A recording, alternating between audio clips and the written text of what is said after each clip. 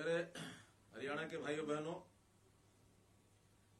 जैसा हम लगातार कोरोना महामारी से निपटने के लिए मिल रहे हैं और आपस में बातचीत कर रहे हैं, चर्चा कर रहे हैं, उसी प्रकार से आज की चर्चा सर्वप्रथम आज जैसा हमको मालूम है कि भगवान परशुराम जी की जयंती है। भगवान परशुराम जी के जयंती के अवसर पर मैं आप सबको बहुत बहुत बधाई और बहुत बहुत शुभकामना देना चाहता हूं। मित्रों, ऐसे संकट जब भी आते हैं, प्रशासन के तौर पर बहुत से ऐसे काम जो हम अपनी जिम्मेवारी समझते हैं वो सब करते हैं, और अभी भी लगातार मार्च और अप्रैल के महीने में जो सरकार की जिम्मेवारी है उस नाते से हम कर रहे हैं। हर विभाग जनता की सेवा के लिए लगा है और उसमें हम लोग अपने अपने विभाग के अनुसार जो जो चीजें करनी है वो सब कर रहे हैं। लगभग 12 से 15 विभाग ऐसे हैं जो अलग अलग सेवाओं में लगे हैं। सभी विभागों ने अपने अपने तौर पर अपने कार्यक्रम बनाए हैं, जनता तक पहुंचा रहे हैं। कई बार तो ऐसा लगता है कि सब विभागों की सब जानकारियां जनता को होती नहीं है, पूरा लाभ वो लोग उठा नहीं पाते हैं। कोरोना से पूर्व भी समाज की भलाई की कितनी ही स्कीमें कई डिपार्टमेंट हमारे चला रहे थे। उस समय हमने टेक्निकल सब विषयों को ध्यान में रखते हुए अपनी टेक्निक, आईटी इसको आगे बढ़ाते हुए सेवाएं ऑनलाइन की, ई दिशा केंद्र खोले, सरल केंद्र बनाए गए, अंत्योदय केंद्र के माध्यम से भी जनता को सेवाएं दी गई। गांव-गांव में कॉमन सर्विस सेंटर CSCs ये बनाए गए, बड़ी संख्या में लोगों को लाभ दिया गया। उसी अनुसार अभी कोरोना के समय में भी हर व्यक्ति की, जो भी कोई दुखी है, पीड़ित है, जिसको कोई कष्ट है, उनके लिए कई कार्यक्रम हमने चलाए। अलग अलग ऑनलाइन सिस्टम से, अलग अलग ऐप के माध्यम से ये सब चीजें आप तक पहुंचाई गई। लेकिन हमें ध्यान में आ रहा है कि बहुत लोगों को इन सब सुविधाओं का समय पर लाभ नहीं मिल पा रहा है। हमने हेल्पलाइन भी बनाई है। लगातार हर दिन हमारे पास 5000 से 8000 तक टेलीफोन कॉल्स आती हैं, और ये तो केवल कोरोना से संबंधित के आती हैं। अगर हम अन्य विभागों को भी साथ जोड़ लें, अर्थात फसल, किसान, मंडी, प्रोक्योरमेंट का विषय, या ऑनलाइन हेल्थ सर्विसेज, डॉक्टर से जो लोग टेली मेडिसिन के माध्यम से दवा लेना चाहते हैं, ये सब विषय यदि इनको जोड़ते हैं तो और डबल संख्या ये हो जाती है। अब इन सब चीज़ों को एक साथ एक जगह पर लाकर और एक सुविधा ऐसी दी जाए ताकि किसी को भी किसी चीज़ की आवश्यकता हो तो हम एक ही क्लिक बटन से अपने मोबाइल के माध्यम से उसको प्राप्त कर सकें। इस उद्देश्य की पूर्ति के लिए हमने एक ऐप बनाया है, जन सहायक इस नाते से इस ऐप का नाम होगा। कहीं इसका प्रचार हेल्प मी इस नाते से भी हुआ है, लेकिन जन सहायक के रूप में इस ऐप को हम कल से डाउनलोड कर सकेंगे और उसमें से जो आवश्यकता हमारी है, जो सहायता हमको चाहिए, वो हम प्राप्त कर सकेंगे। अभी हमारे जो टेक्निकल लोग हैं, हमारे जो अधिकारी हैं, वो आपके सामने इस सारे विषय को रखेंगे। हमारे औद्योगिक प्रशिक्षण और कौशल विकास के जो प्रिंसिपल सेक्रेटरी हैं श्री विजेंद्र सिंह जी, और अतिरिक्त हमारे जो additional principal secretary Shri Umashankar ji, इस विषय के बारे में आपको विस्तार से बताएंगे, इसकी उपयोगिता के बारे में आपको बताएंगे। एक बार मैं इनको अपनी ओर से हैंडओवर करता हूं कि इस विषय को जरूर जनता के सामने रखें। श्री विजेंद्र सिंह जी। ये जन सहायक नाम की मोबाइल ऐप है जो कल से एंड्रॉयड प्ले स्टोर पर उपलब्ध करवा दी जाएगी। इसके अंदर जैसे बाकी मोबाइल ऐप्स में आपको पहले रजिस्टर करना होता है, उसी तरह से अपना नाम, मोबाइल नंबर डाल के एक OTP आएगा, उसके बाद आप रजिस्टर हो जाएंगे। उसके बाद हिंदी या इंग्लिश ये ऐप दोनों भाषाओं में है। आप उसमें से जो भी चूज़ करेंगे उसके हिसाब से मोबाइल ऐप आपके सम्मुख होगी। इसके अंदर बहुत सारी सुविधाएं, जो कि जैसे कि किसी को राशन की ज़रूरत है, किसी को डॉक्टर से बात करना है, कुछ बच्चों को पढ़ाई के लिए मटेरियल्स चाहिए, किसी को मूवमेंट पास चाहिए, किसी को बैंक से अपॉइंटमेंट चाहिए, किसी को फाइनेंशियल असिस्टेंस चाहिए, किसी को अपना अनाज मंडी पर ले जाना है। इस तरह की बहुत सारी इसके अंदर सुविधाएं हमने नागरिकों के लिए बना दी हैं। जैसे ही आप अपना सर्विस चुनेंगे वैसे ही वो उचित ज़िले में उचित अफसर के पास पहुंच जाएगी। ये मोबाइल ऐप जीपीएस लोकेशन ले लेती है और हमारे अफसरों को पता चल जाता है कि आप कहां पर हैं और आपके पास सुविधा हमें एक निश्चित समय में पहुंचानी है। इसके अलावा इस ऐप के अंदर एक और भी सुविधा दी गई है। कई बार ऐसा होता है कि नागरिक अपनी सेवा अपने दूसरे नागरिकों के लिए देना चाहते हैं।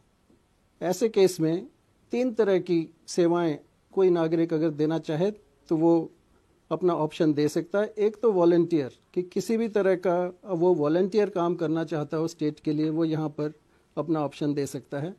दूसरा, अगर आपने किसी फैमिली के लिए राशन उपलब्ध करवाना है तो उसका भी इसके अंदर प्रावधान है।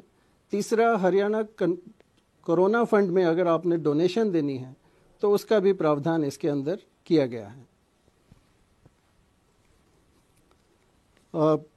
जैसे ही आपकी रिक्वेस्ट उचित ज़िले में उचित अफसर के पास पहुंच जाएगी तो आपको मैसेज आ जाएगा कि आपकी रिक्वेस्ट दर्ज हो गई है और वो कंसर्न्ड ऑफिसर जो है कार्य पर लग जाएगा। थोड़ी देर में आपके पास ये सुविधा उपलब्ध करवा दी जाएगी।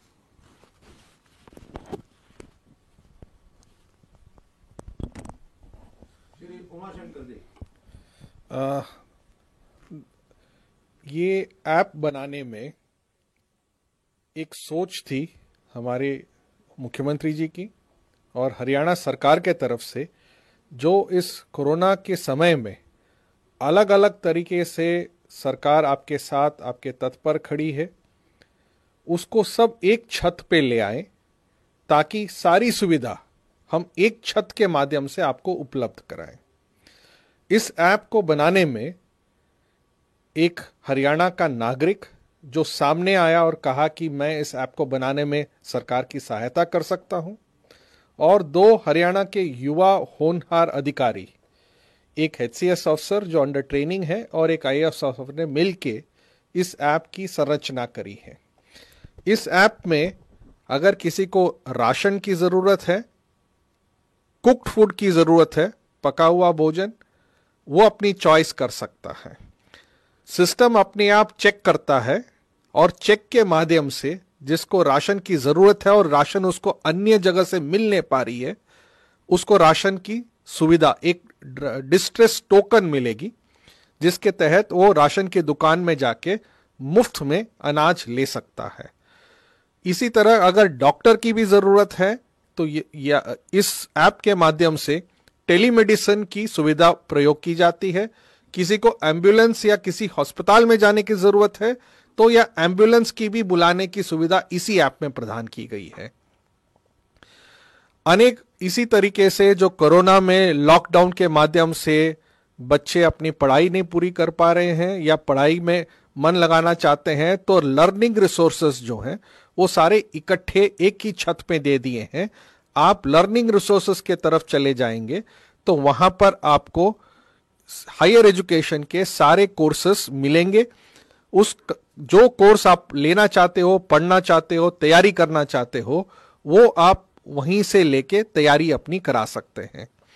किसी ने अगर वित्तीय सहायता के लिए एप्लीकेशन दर्ज कराई है तो वो अपना स्टेटस इसी पे देख सकता है कि क्या उसके पैसे उसके अकाउंट में आ गए हैं, नहीं आए हैं। बैंक जाने की जरूरत हो तो बैंक के माध्यम से भी किया जा सकता है। बैंक जाने के लिए कोई टाइम भी निश्चित किया जा सकता है। बैंक अपने आप वो टाइम निश्चित करके आपको समय सूचित कर देता है और आप उस समय पे बैंक जाके अपने काम पूर्ण कर सकते हो। अगर कोई ये चाहता है कि घर में आके कैश होम डिलीवरी करें, आपके बैंक अकाउंट से, तो इसकी भी सुविधा प्रदान की गई है, जहां पोस्टल बैंक के माध्यम से बिना किसी खर्चे से आपके अकाउंट से पोस्टमैन डाकिया आके पैसा आपके घर दे आएगा।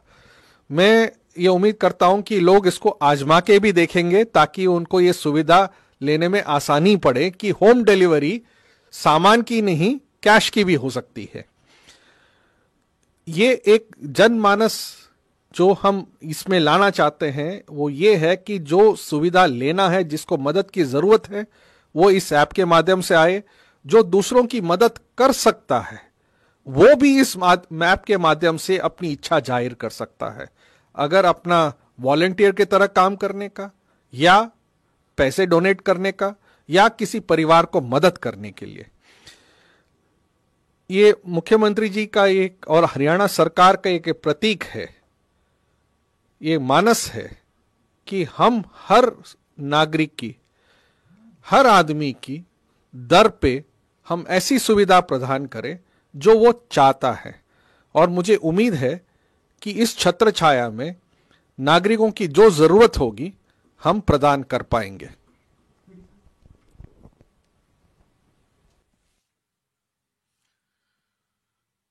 तो देखा आपने कि इस ऐप के माध्यम से हर प्रकार की सहायता के लिए एक प्लेटफॉर्म आपको दिया गया है।